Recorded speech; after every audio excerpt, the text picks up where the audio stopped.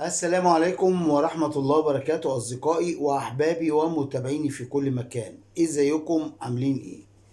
جمعة مباركة عليكم جميعا. فاضل ساعات قليلة. الساعة دلوقتي تقريبا 6. فاضل 3 ساعات ولا 4 ساعات على بداية المباراة الجولة الثانية بين فريق الأهلي بعبع أفريقيا، هذا المارد الإفريقي، أمام فريق نادي الترجي التونسي المحترم رغم كبوته. اللي هتحدد النهاردة إن شاء الله من سيصعد إلى دور النهائي في بطولة الأندية أبطال الدوري الإفريقي. طبعا كل الأمنيات الطيبة والتوفيق لفريق نادي الأهلي.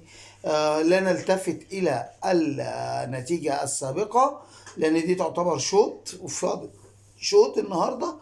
إن شاء الله النتيجة ستحسم بصفارة الحكم بنهاية المباراة، وهذه هي عقيدة الأهلي والأبطال الأهلي وجماهير الأهلي وإدارة الأهلي وكل من له علاقة بكلمة النادي الأهلي. هي دي طبيعتهم، لا بيستهتروا بفرقة ولا بنتيجة، وكل حاجة محسوبة بخطوات. الفيديو النهاردة مش عشان ده، الفيديو بتاعنا المهم والتحفيزي ده هيبقى بعد ان شاء الله بعد المباراة بأمر الله. اتمنى ان شاء الله بعد المباراة نعمل فيديو احتفائي بصعودنا لنهائي كأس افريقيا للأندية ابطال الدوري للسنة الرابعة على التوالي. السنة الرابعة على التوالي، وإن شاء الله نحرز هذه البطولة لتصبح رقم 11 في سجل نادي الأهلي العريق الكبير. ولكن فيديو النهاردة على حاجة تانية خالص، على اتهامات واضحة وصريحة مني ومن جماهير النادي الأهلي.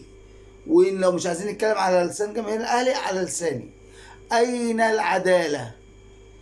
الناس اللي بتصوت كل يوم على مسرح الزمالك كوميدي والمطبلاتية والهزازين الرؤوس وعديم الضمير وعديم الشرف وعديم الكرامة، سبحان الله، عديم الكرامة ويحملون كأس الكرامة ازاي؟ معرفش. أين الجهات المختصة والمسؤولة عن إدارة كرة القدم في مصر مما حدث بالأمس من تطاول وبذاءات وسفلات من جماهير نادي الزمالك ضد بعثة نادي الترجي التونسي؟ فريق الترجي جاي بالباص بتاعه داخل استاد القاهرة بعد مباراة الزمالك وأسوان، ففوجئ بخروج جمهور الزمالك ليتطاول بالشتائم وبالإيحاءات وباليد وبكل شيء على فريق الترجي. ليه؟ أنا عايز أفهم ليه. ده فريق وصل لدور قبل النهائي، يعني فريق كبير. أنت مشجع بتاع فريق حقير من الآخر، يعني بيطلع من دور المجموعات حصلت أفريقيا. فأنت فريق الترجي عمل لك إيه؟ طلعك من دور المجموعات؟ ما أنت تستاهل. ما أنت مش بتاع البطولات الكبيرة، أنت بتاع أسوان وبالعافية 1-0. فاهمني؟ بس فليه بقى بتعمل المشاكل؟ ليه الكلام دون؟ لازم يبقى في احترام، وبعدين احترام الفرق المحترمة اللي بتشارك في بطولات محترمة وكبيرة. فين بقى رابطة الأندية؟ وفين الحاج البركة بتاع اتحاد الكورة؟ عملوا ايه؟ ايه القرارات اللي طالعة ضد جماهير الزمالك؟ مفيش. طب ايه القرارات اللي طلعت ضد جماهير الزمالك وجماهير الاسماعيلي في مباراة الزمالك والاسماعيلي اللي خد نادي الزمالك على قفاه من نادي الاسماعيلي 2-1؟ ايه القرارات اللي طلعت بعد التطاول من جماهير الزمالك ومن جماهير الاسماعيلي على جماهير الزمالك وعلى جماهير الاسماعيلي؟ الاتنين شتموا في بعض. جماهير الاسماعيلي اشادت بالاهلي وقعدت تهتف له تقربا بس ده فخ واحنا ما بنسمعش الكلام دون. ولكن هل طلع ساعي فراش في اتحاد الكوره قال ان اللي حصل ده لا يجوز وان لازم يبقى فيه وقفه وعقاب لجماهير الزمالك وجماهير الاسماعيلي؟ لا. طب امبارح لما جماهير الزمالك تعدت على اتوبيس فريق الترجي وهو داخل يتدرب التدريب الاخير على ارضيه استاد القاهره، هل طلع بتاع كشك السجاير اللي بره قدام الاتحاد الكرة على الصف الثاني؟ مفيش كشك سجاير، تعينت مجاز. طب السايس اللي بتاع الباركنج اللي قدام نادي الاهلي واتحاد الكوره والاتحاد الافريقي كمان ونادي الشرطه قدامهم، هل السايس طلع قال كده لا يجوز وفي عقوبات على جماهير الزمالك؟ لا. اتوقع والله اعلم، وده يعني مش غريبه، اتوقع ان في رابطه الانديه واتحاد الكوره يتحركوا فعلا ويطلعوا عقوبات على جماهير النادي الاهلي. ما هو ما بيقدروش غير على جماهير النادي الاهلي. ليه؟ لان اداره النادي الاهلي مؤدبه ومحترمه شيك، واداره عكس تماما باقي الادارات، فيقدروا على الجماهير بتاعتها يعني. والموضوع بالنسبه لاداره الاهلي، للناس اللي زعلت مني وقالت لي انت متحامل على اداره الاهلي وبتديهم جامد وبتاع، فين بقى؟ طب الترجي كبعثه لما تيجي تشتكي هتشتكي ايه ولمين وتقول على مين؟ هي جايه تلاعب مين؟ جايه تلاعب الاهلي، والمفروض مين اللي يامن لها، موقفها وامنها من المشاكل في اي حته؟ الاهلي. طيب بتوع الاهلي هيعملوا ايه ضد جماهير خارجه من الاستاد تتطاول على الاتوبيس؟ اين وزاره الداخليه؟ اين امن استاد القاهره؟ اين الامن بتاع نادي الزمالك؟ طبعا امن نادي الزمالك مين بقى؟ صلى على النبي، هو الزمالك فيه امن ولا بقى فيه اداره ولا بقى فيه اي حاجه؟ ما في بس شويه البلطجيه، قلالات الادب، ايوه عديم الادب، مش قلالات الادب، عديم الادب اللي تطاولوا على اتوبيس الترجي.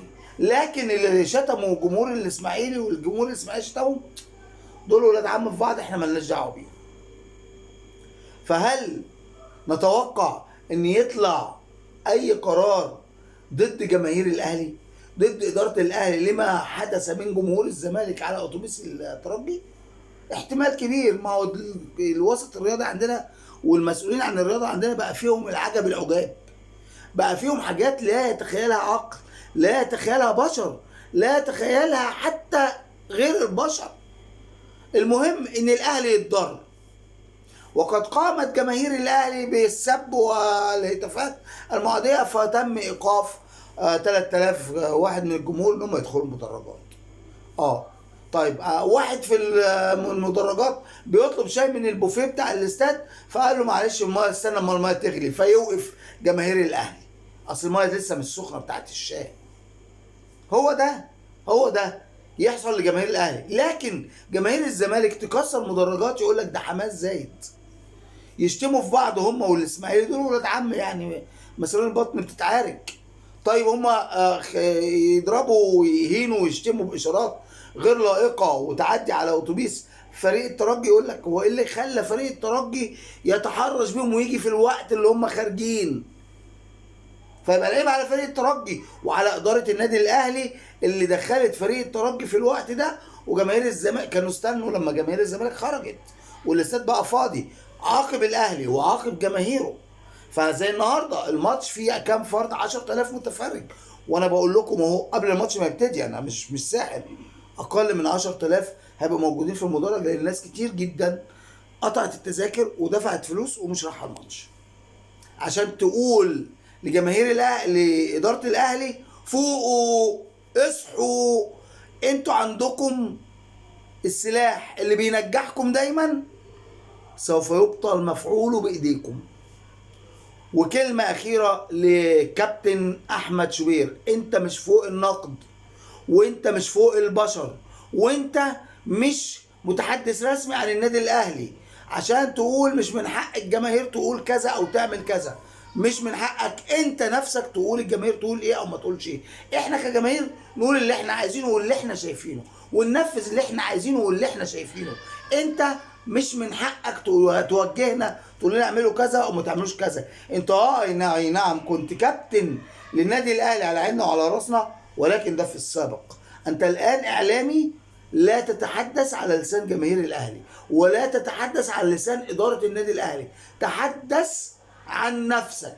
وعايز تقول الاراء دي قولها على صفحتك الشخصيه ك كابتن سابق لفريق النادي الاهلي. لكن تطلع في قناه وتقول مش من حقك وحقك وبتاع، انت مالكش اي صفه عندنا كجماهير الاهلي دلوقتي، الا انك كنت في السابق كابتن فريق النادي الاهلي. هتتجاوز ستنال ما لا يرضيك، صدقني. خلاص جماهير الاهلي ما بقاش عندها عزيز.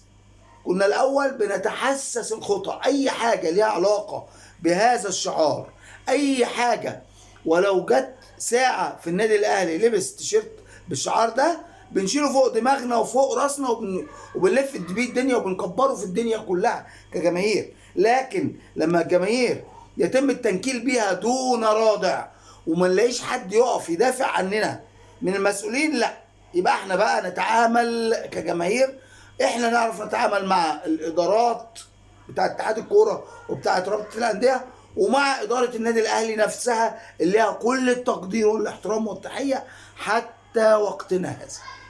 كامل احترامنا لاداره النادي الاهلي، كامل احترامنا لمسؤولين النادي الاهلي، كامل فخرنا وحبنا واحترامنا للعيبه النادي الاهلي ولتيشيرت النادي الاهلي العظيم. ولكن آن الأوان لوقفة ناشفة من إدارة النادي الأهلي لحماية جماهيرها وأخذ حق النادي الأهلي كإدارة وكفريق وكجماهير، لأن إحنا التلاتة مثلث متساوي الأضلاع. ولو عايزين، أنا كراجل مهندس أقول لكم بقى، لو عايزين بما يرضي الله، بما يرضي الله، إحنا مش مثلث متساوي الاضلاع، احنا مثلث قائم الزاويه، والضلع الكبير فيه هو الجمهور.